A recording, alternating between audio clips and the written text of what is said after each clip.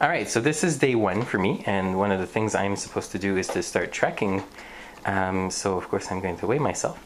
But one of the interesting things I've been learning at work is that actually weighing myself is not the best way to verify my progress. Actually, it's been suggesting that losing inches of waist rather than pounds is a better indicator. And then of course there's ways of measuring percentage body fat, both of which I'm interested in talking about in future videos. But okay, so it took 65.4 pounds. That's actually pretty typical for me. If I'm not on a diet, I'm not trying to lose weight, I sort of naturally seem to get to that point, at which point I can sort of eat whatever I want, and I don't seem to gain too much more weight beyond that. It seems like it's a natural point for my body to go to.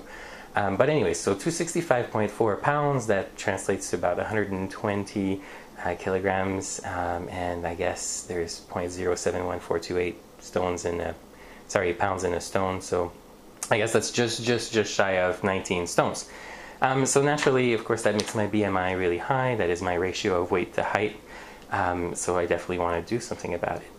And the other thing to note when you're weighing yourself, aside from the fact that I'm suggesting that we may find out it's not the best way to do things, is to realize that it really varies a lot during the daytime. So of course, if I was to drink, a gallon of water, that'd be 8.5 pounds of weight gain just from, if I just paced myself and managed to down a gallon of water and didn't go to the bathroom. So the time of day that you weigh yourself, how hydrated you are, etc., will make a huge difference on this. But here's the research that I discovered recently. There's an excellent sort of literature review by Oren Froy from the Institute of Biochemistry, Food Science, and Nutrition at the Hebrew University of Jerusalem. He's got this article, Metabolism and Circadian Rhythms, Implications for Body Weight.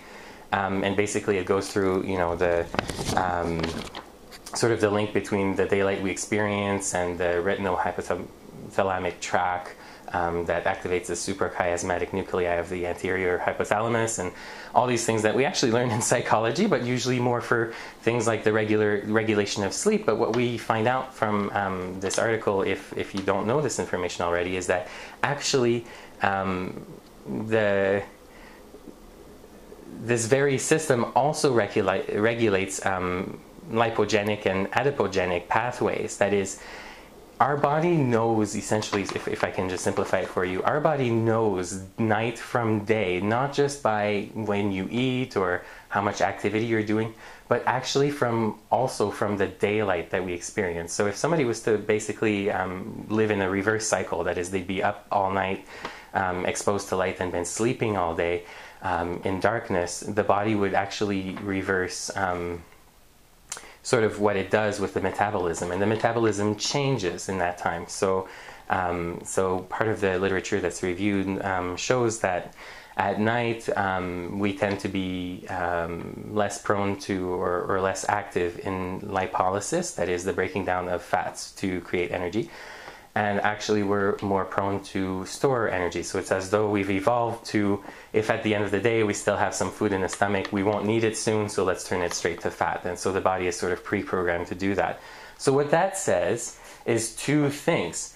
One, there's a huge benefit to regulating our circadian rhythm. In fact, this article even suggests that we should look into circadian rhythm problems in individuals to explain part of the obesity we might experience.